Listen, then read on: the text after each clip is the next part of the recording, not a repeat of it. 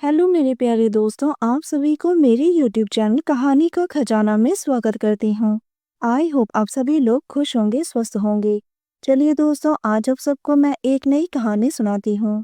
मेरा नाम रूबीना है। मैं 40 साल की हूँ और दिल्ली के एक हाई क्लास सोसाइटी में रहती हूँ। मेरी बेटी पूजा, जिसकी शादी अभी 1 साल पहले अरविंद से हुई थी। अरविंद मेरा दामाद है। वो 35 साल का है, कसरती बदन और 5 फुट 9 इंच का है। रंग उसका बहुत ही गोरा है। उसके कसरती बदन देखकर मेरे दिल में बिजली सी दौड़ने लगती है। मैं विधवा हूँ। पति को गुजरे हुए 6 साल हो गए हैं। तब से मैं अकेली ही हूँ। मेरी फिगर अभी भी किसी जवान लड़की की तरह है। लोग अभी भी मेरी खूबसूरती को देखकर एक बार पीछे मुड़कर जरूर देखते हैं।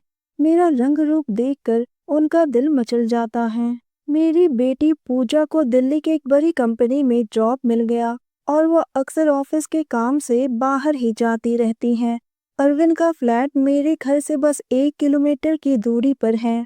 एक दिन शाम को उसका फोन आया। उसने कहा, मम्मी जी, पूजा तो 1 हफ्ते के लिए मुंबई गई है। घर पर मैं अकेला ही हूँ। आज आप मेरे साथ यहाँ डिनर कर लीजिए। मैंने आपके लिए कुछ स्पेशल बनाया है।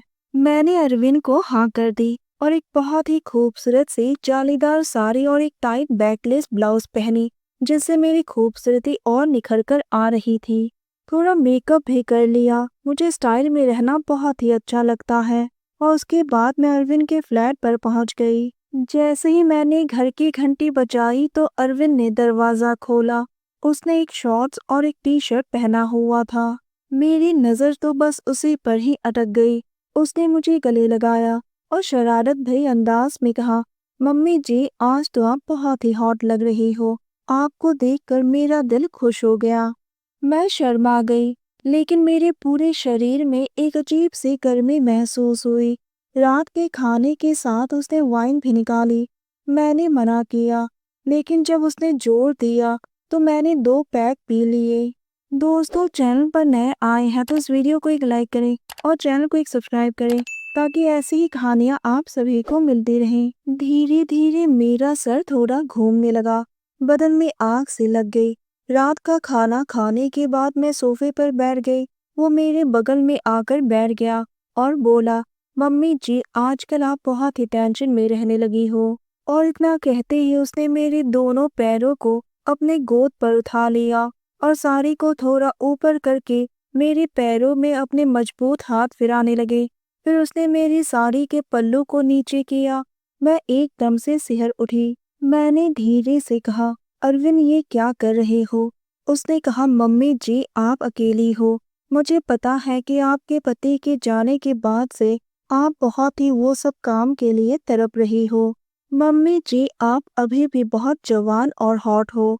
मैंने कहा, मैं तुम्हारी सास हूँ। उसने कहा, लेकिन आप हो तो सौतेली सास ही। उसने हंसते हुए मेरी होठों पर अपनी होठ रख दिए। मेरे होश उड़ गए। अरविंद सही कह रहा था। माँ का रोल निभाते निभाते मैं ये भूल ही गई थी कि मैं तो पूजा की सौतेली माँ हूँ। पूजा सिर्फ 3 महीने की थी जब उसकी माँ गुजर गई और इन्होंने मुझसे शादी करके पूजा को मेरी गोद में थमा दिया। तब से मैं पूजा को ही अपनी बेटी मानती हूँ। लेकिन आज अरविंद ने मेरी आंखें खोल दी। हूँ तो मैं सौतेली ही। मैंने विरोध नहीं किया। वाइन का नशा और 6 साल की तड़प ने मुझे हरा दिया। मैं भी उसका साथ देने लगी। उसने मुझे गोदी में उठा लिया और बिस्तर में ले गया। उसने धीरे धीरे करके मेरी साड़ी को किनारा किया। मेरा खूबसूरत सा गोरा बदन उसके सामने था। उसने कहा, मम्मी जी, आप तो अपनी बेटी से भी जवान लग रही हो। उसके बाद अरविंद वो सब काम में लग गया। 6 साल बाद किसी ने मेरे साथ वो सब किया। मुझे भी बहुत ही अच्छा लग रहा था। मेरे मुंह से सिसकारियां निकल रही थी, जो कमरे के माहौल को और भी खुशनुमा बना रहा था। अरविंद बोला, बोलो सासू माँ, कैसा लगा मेरा काम? मैं बोली, हाँ अरविंद, आज के बाद से तुम ही मेरा वो सब काम करोगे। उसके बाद से जब भी पूजा ऑफिस के काम से बाहर जाती हैं, तो मैं उनके फ्लैट पर चली जाती हूँ और मेरी सारी हसरत पूरी हो जाती है। दोस्तों, आप सबने अपना कीमती समय निकालकर इस वीडियो को सुना। इसके लिए आप सभी को धन्यवाद कहती हूँ। धन्यवाद दोस्तों।